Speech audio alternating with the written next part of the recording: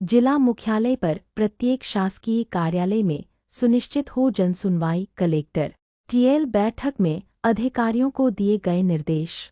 जिला मुख्यालय पर मंगलवार को सुबह 11 से दोपहर 1 बजे तक प्रत्येक शासकीय कार्यालयों में जनसुनवाई का आयोजन सुनिश्चित किया जाए।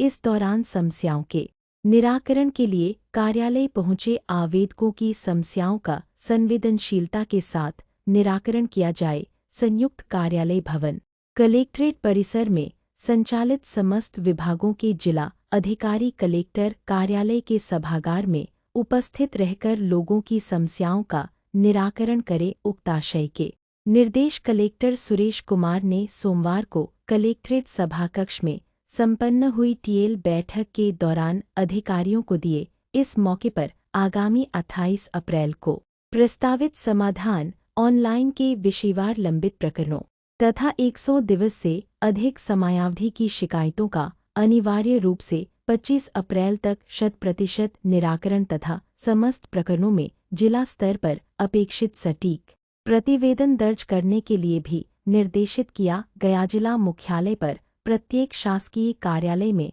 सुनिश्चित हो जनसुनवाई। कलेक्टर टीएल बैठक में अधिकारियों को दिए गए निर्देश। जिला मुख्यालय पर मंगलवार को सुबह 11 से दोपहर 1 बजे तक प्रत्येक शासकीय कार्यालयों में जनसुनवाई का आयोजन सुनिश्चित किया जाए। इस दौरान समस्याओं के निराकरण के लिए कार्यालय पहुंचे आवेदकों की समस्याओं का संवेदनशीलता के साथ निराकरण किया जाए। संयुक्त कार्यालय भवन कलेक्ट्रेट परिसर में संचालित समस्त विभागों के जिला अधिकारी कलेक्टर कार्यालय के सभागार में उपस्थित रहकर लोगों की समस्याओं का निराकरण करें। उक्ताशय के निर्देश कलेक्टर सुरेश कुमार ने सोमवार को कलेक्ट्रेट सभाकक्ष में संपन्न हुई टीएल बैठक के दौरान अधिकारियों को दिए। इस मौके पर आगामी 28 अप्रैल को प्रस्तावित समाधान ऑनलाइन के विषयवार लंबित प्रकरणों तथा 100 दिवस से अधिक समयावधि की शिकायतों का अनिवार्य रूप से 25 अप्रैल तक 100% निराकरण तथा समस्त प्रकरणों में जिला स्तर पर अपेक्षित सटीक प्रतिवेदन दर्ज करने के लिए भी निर्देशित किया गया। जिला कलेक्टर द्वारा अनुविभागीय अधिकारी राजस्व स्तर पर भूअर्जन से संबंधित 77 लंबित शिकायतों के निराकरण सहित किसानों को फसल बीमा के मामलों का विधिवत तरीके से रिकॉर्ड सत्यापन कर लाभ प्रदान करने के निर्देश भी दिए गए।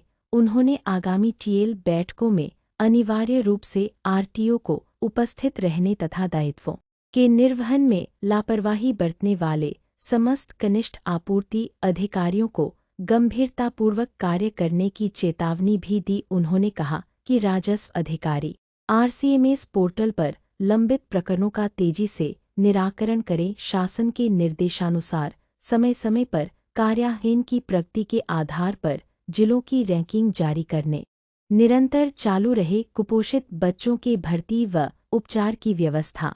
कलेक्टर ने कहा कि जिले में जिला चिकित्सालय सहित अजयगढ़, गुनौर, अमानगंज, पवी और शाहनगर में संचालित पोषण पुनर्वास केंद्रों में कुपोषित बच्चों के पोषण एवं उपचार की व्यवस्था सतत रूप से संचालित रहे। बच्चों के डिस्चार्ज होने के तुरंत बाद नवीन चिन्हांकित कुपोषित बच्चे को उपचार के लिए भर्ती किया जाए। इसके लिए स्वास्थ्य एवं महिला बाल विकास विभाग द्वारा समन्वय के साथ कार्य कर जिले को कुपोषण मुक्त बनाने का प्रयास किया जाए। उन्होंने कहा कि क्रमशः अति कुपोषित बच्चों को मध्यम कुपोषित और फिर सामान्य श्रेणी के बच्चों में शामिल करने की कार्ययोजना पर कार्य करे। जिला कलेक्टर द्वारा खाद्य सुरक्षा प्रशासन विभाग की टीम को स्कूलों के मध्याह्न भोजन की गुणवत्ता की जांच करने सहित आम नागरिकों, जनप्रतिनिधियों और मीडिया के माध्यम से ग्रीष्मकाल में पेयजल समस्याओं की सूचना पर तत्काल कार्यवाही करने, अग्नि एवं विद्युत तारों से दुर्घटनाओं से बचाव के लिए आवश्यक उपाय और निगरानी, शहर में थोक सब्जी मंडी के लिए स्थान चिन्हित कर जरूरी कार्यवाही इत्यादि के संबंध में भी निर्देश दिए गए। जल गंगा संवर्धन अभियान में नगरीय निकाय भी करे योगदान।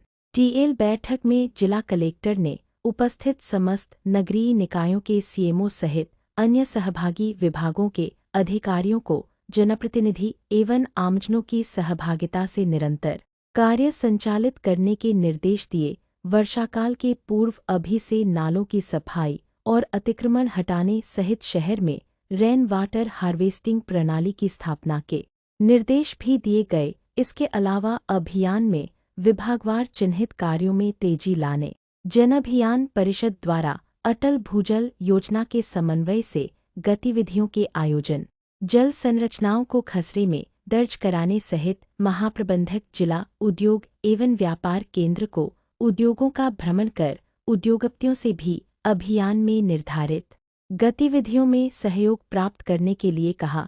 इसके अलावा जिले में नरवाई जलाने की घटनाओं पर रोकथाम के संबंध में एसडीएम एवं कृषि विभाग के अधिकारियों को आवश्यक कार्यवाही के लिए निर्देशित किया गया। इस संबंध में लापरवाही पर संबंधित किसान सहित निगरानी में लापरवाही बरतने वाले कृषि विभाग के अधिकारी कर्मचारियों को दंडित करने की चेतावनी दी गई। उन्होंने कहा कि खेतों में आग की सूचना से अवगत कराने के लिए हर गांव में 4 से 5 व्यक्तियों का पंजीयन भी कराया जाए। कस्टम हायरिंग केंद्रों के माध्यम से नरवाई की रोकथाम के लिए किसानों को विभिन्न यंत्रों के प्रदाय के निर्देश भी दिए। सार्वजनिक स्थानों पर करे प्याऊ की व्यवस्था।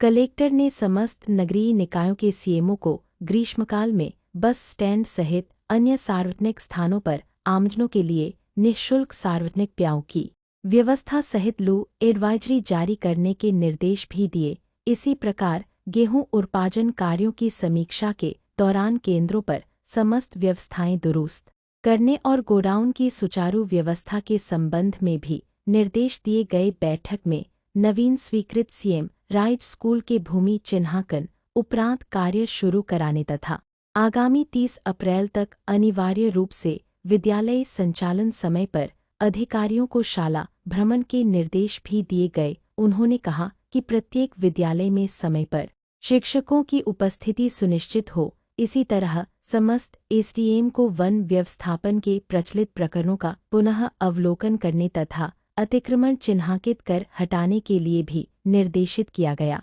कलेक्टर ने सोलर गांव के चयन के लिए आगामी कार्यवाही शुरू कराने तथा स्वयं के कार्यालय भवन व छत पर 1000 वर्गफीट से अधिक स्थान वाले विभाग के अधिकारियों को सोलर पैनल स्थापित करने के संबंध में पुनः अविलंब कार्यवाही के लिए निर्देशित किया गया। इसी प्रकार विभिन्न विभागों के भवनों में स्थापित मतदान केंद्रों में एश्योर्ड मिनिमम फैसिलिटी सुनिश्चित कर निर्वाचन मापदंड के मुताबिक भवन मरम्मत के निर्देश दिए गए। स्थानीय निकायों के अधिकारियों को भी भवन उपयुक्तता रिपोर्ट से अवगत कराने के निर्देश दिए। टीएल बैठक में आहरण संवितरण अधिकारीवार कोषालय सॉफ्टवेयर में दर्ज एम्प्लाई आईडी के समग्र आईडी से लिंकिंग कार्य की प्रगति की समीक्षा भी की गई। इस दौरान वन शिक्षा और स्वास्थ्य विभाग की प्रगति संतोषजनक नहीं पाई गई। कलेक्टर ने जिला कोषालय अधिकारी को संबंधित विभाग के डीडीओ द्वारा उक्त कार्य पूर्ण के पश्चात ही वेतन आहरण के निर्देश दिए। बैठक में जिला पंचायत सीईओ उमराव सिंह मरावी, अपर कलेक्टर नीलांबर मिश्र, एसडीएम संजय नागवंशी सहित संबंधित विभागों के अधिकारी उपस्थित थे की सूचना पर तत्काल कार्यवाही करने, अग्नि एवं विद्युत तारों से दुर्घटनाओं से बचाव के लिए आवश्यक उपाय और निगरानी, शहर में थोक सब्जी मंडी के लिए स्थान चिन्हित कर जरूरी कार्यवाही इत्यादि के संबंध में भी निर्देश दिए गए। जल गंगा संवर्धन अभियान में नगरीय निकाय भी करे योगदान।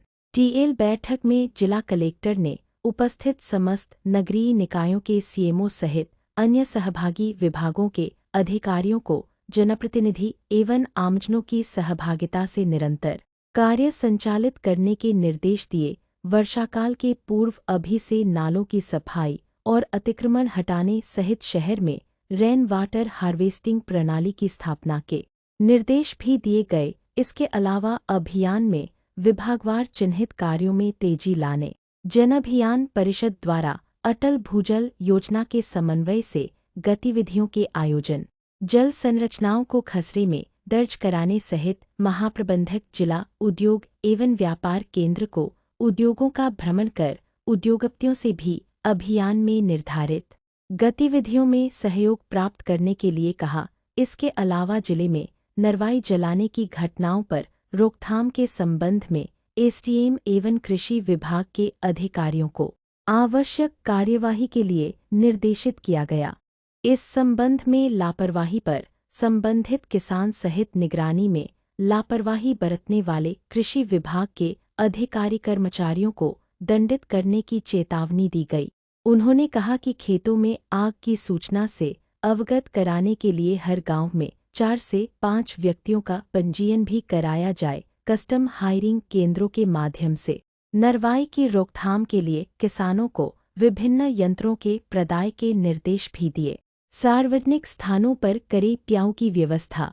कलेक्टर ने समस्त नगरीय निकायों के सीएमओ को ग्रीष्मकाल में बस स्टैंड सहित अन्य सार्वजनिक स्थानों पर आमजनों के लिए निःशुल्क सार्वजनिक प्याऊ की व्यवस्था सहित लू एडवाइजरी जारी करने के निर्देश भी दिए। इसी प्रकार गेहूं उत्पादन कार्यों की समीक्षा के दौरान केंद्रों पर समस्त व्यवस्थाएं दुरुस्त करने और गोडाउन की सुचारू व्यवस्था के संबंध में भी निर्देश दिए गए। बैठक में नवीन स्वीकृत सीएम राइट स्कूल के भूमि चिन्हांकन उपरांत कार्य शुरू कराने तथा आगामी 30 अप्रैल तक अनिवार्य रूप से विद्यालय संचालन समय पर अधिकारियों को शाला भ्रमण के निर्देश भी दिए गए। उन्होंने कहा कि प्रत्येक विद्यालय में समय पर शिक्षकों की उपस्थिति सुनिश्चित हो। इसी तरह समस्त एसडीएम को वन व्यवस्थापन के प्रचलित प्रकरणों का पुनः अवलोकन करने तथा अतिक्रमण चिन्हांकित कर हटाने के लिए भी निर्देशित किया गया। कलेक्टर ने सोलर गांव के चयन के लिए आगामी कार्यवाही शुरू कराने तथा स्वयं के कार्यालय भवन व छत पर 1000 वर्गफीट से अधिक स्थान वाले विभाग के अधिकारियों को सोलर पैनल स्थापित करने के संबंध में पुनः अविलंब कार्यवाही के लिए निर्देशित किया गया। इसी प्रकार विभिन्न विभागों के भवनों में स्थापित मतदान केंद्रों में एश्योर्ड मिनिमम फैसिलिटी सुनिश्चित कर निर्वाचन मापदंड के मुताबिक भवन मरम्मत के निर्देश दिए गए। स्थानीय निकायों के अधिकारियों को भी भवन उपयुक्तता रिपोर्ट से अवगत कराने के निर्देश दिए। टीएल बैठक में आहरण संवितरण अधिकारीवार कोषालय सॉफ्टवेयर में दर्ज एम्प्लाई आईडी के समग्र आईडी से लिंकिंग कार्य की प्रगति की समीक्षा भी की गई। इस दौरान वन शिक्षा और स्वास्थ्य विभाग की प्रगति संतोषजनक नहीं पाई गई। कलेक्टर ने जिला कोषालय अधिकारी को संबंधित विभाग के डीडीओ द्वारा उक्त कार्य पूर्ण के पश्चात ही वेतन आहरण के निर्देश दिए। बैठक में जिला पंचायत सीईओ उमराव सिंह मरावी, अपर कलेक्टर नीलांबर मिश्र, एसडीएम संजय नागवंशी सहित संबंधित विभागों के अधिकारी उपस्थित थे।